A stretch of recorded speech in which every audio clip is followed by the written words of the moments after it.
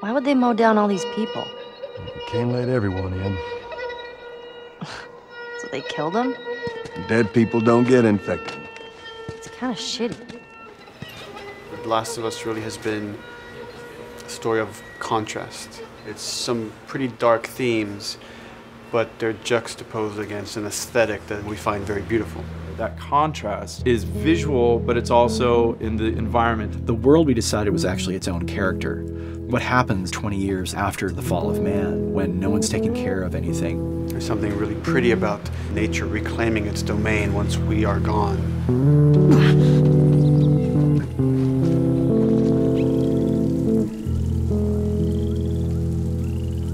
So everything we're doing in the environments is relating back to what you should be feeling in the story or what's happening to these characters. You as a player, you as Joel, you can look at these things and reflect about how much we've built and what we've lost.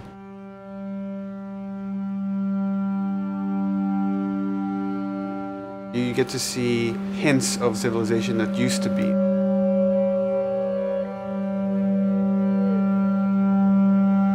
Each level has, a lighting artist, a modeler, and a texture artist, and we all work together.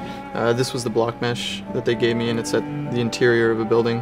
I had to be mindful of where I had set the lighting up in the color script, how it would be coming through the windows and lighting this area, which would give us this concept. I keep everything on separate layers, so say if they don't want the guys in the concept, I can take them out, or if they don't want the closet there, I can take that out really easily. Keep everything really flexible. Well, Naughty Dog, we really try to cultivate a culture where anybody is encouraged to criticize anybody else's works. And we find that the more we do that, the better the game gets. We don't have a lot of meetings because most of the meetings are you and two other people hanging out at somebody's desk. If you need something to get done, you just go find that person and you talk to them about it. So, dude, I was actually trying to figure out right here, there should probably be some dead foliage.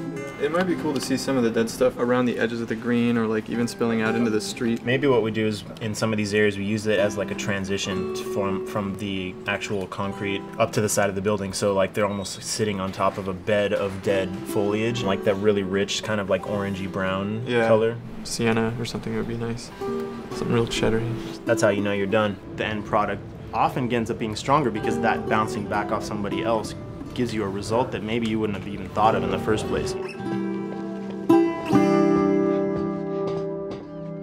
All right, here's the bridge. That's our way out of here. Mandatory evacuation. Evacuate to where? What do you think? Quarantine zone. See, some places got a heads up before the infection showed up. Most didn't.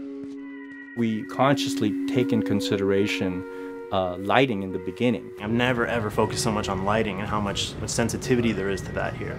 Did you talk to the character artist about her hand? So her face is getting a lot of speck, but then her arm is just bone dry. You think something we can tweak in shader? We'll have to send back to character team Michael to take a look. I can play with the lights and see if that's creates more spec. Yeah. So all the characters cast soft shadows onto the environment. Even when there is no direct sunlight or no direct light sources, we still have nice fuzzy shadows. Damn, that's quite a drop. If you shine a light on a red wall, it will bounce the red lighting on the whole environment, making it red. Everything should have a bounce lighting, otherwise the world is gonna feel dry and unrealistic.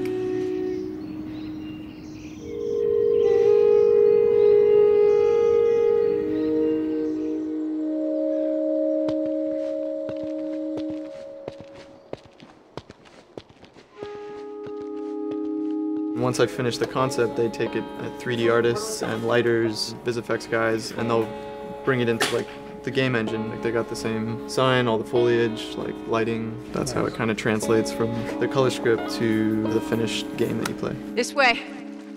If we cut through downtown, we can hit the Capitol building by sunrise. We hope. This engine is really driven in a way towards a very high level of cinematic control. Hopefully, if we achieve our goal, you'll see it is beautiful. There are these truly beautiful moments amid all this chaos and destruction.